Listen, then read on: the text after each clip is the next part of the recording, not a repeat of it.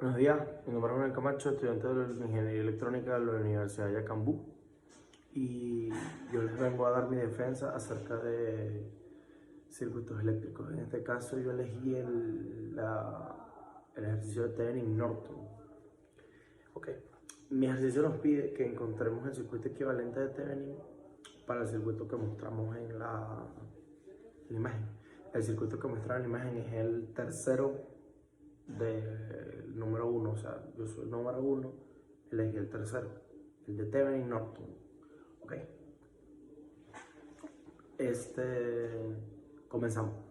Para obtener el circuito de para obtener la equivalencia de Thevenin, se debe buscar primero la resistencia de Thevenin como el voltaje de Thevenin, que eso sería lo segundo que necesitamos para nosotros representar la equivalencia. Para buscar la resistencia de Thevenin, ante todo, debemos anular las fuentes independientes de nuestro circuito. Como en este caso, nuestro circuito tiene dos fuentes. Esas son las que debemos estar anulando. Tiene una de voltaje y una de corriente.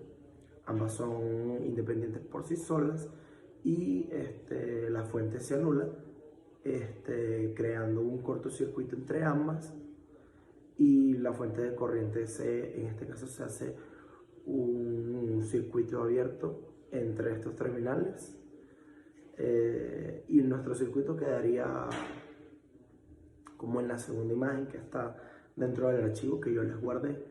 Así quedaría como en la segunda imagen. A este circuito se busca entre los terminales A y B y la resistencia de Thevenin. Entonces, entre la resistencia de 10 ohmios y la de 40 ohmios está en paralelo. Esa imagen sería la tercera imagen.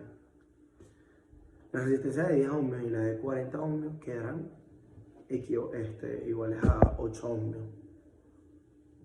El circuito entonces queda como la cuarta imagen. Quedaría de esa manera.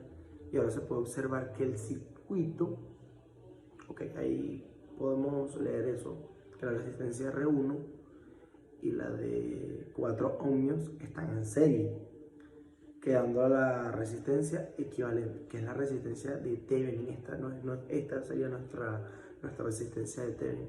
Por lo tanto, tenemos que ahora se pasa a conseguir el voltaje de Thevenin, que es el voltaje entre los terminales A y terminales B. Con el voltaje de Thevenin entre los terminales A y B y el circuito, que en este caso tenemos un circuito abierto, entonces por nuestra resistencia de 4 ohmios no pasa corriente, lo que quiere decir que por la ley de Ohm no hay voltaje en la resistencia de 4 ohmios, cayendo el voltaje entre los terminales de nuestra fuente de corriente, y el circuito pasa a estar de la siguiente manera, como en la quinta imagen, creo que es la quinta. Y ahí está en orden de acuerdo al archivo que yo les estaré dejando. Allí está más de una mejor resolución, muchísimo más entendible. Aquí paso a hacer el teorema de mallas. Para la malla 1 tengo una ecuación. Para la malla 2 se puede ver por el circuito que es la misma corriente de la fuente de 2 amperios, que me queda así. I2 es igual a 2 amperios. Se puede escribir el valor de I2 de la ecuación de malla de I1, y entonces sería 10 ohmios por I2 menos 40 ohmios por I2, que es igual a 10 voltios. Y bueno, al final eso me da un resultado de 1.8 amperios. Sí, es así, un resultado de 1.8 amperios. Como ya se tienen las dos corrientes de mallas, entonces se puede buscar la corriente que pasa por la resistencia de 40 ohmios, y con esa corriente buscar el voltaje de la resistencia de 40 ohmios. Y como está en paralelo con la fuente de corriente de 2 amperios y con el voltaje de Thevenin, entonces se considera dicho voltaje de Thevenin. Se tiene entonces que la corriente I pasa por la resistencia de 40 voltios, y ya teniendo todo esto y el voltaje de Thevenin y la resistencia de Thevenin, finalmente calculamos el circuito equivalente de Thevenin. Bueno, eso sería todo. Muchas gracias. De Thevenin, que sería de... Bueno, muchas gracias. Buenas noches.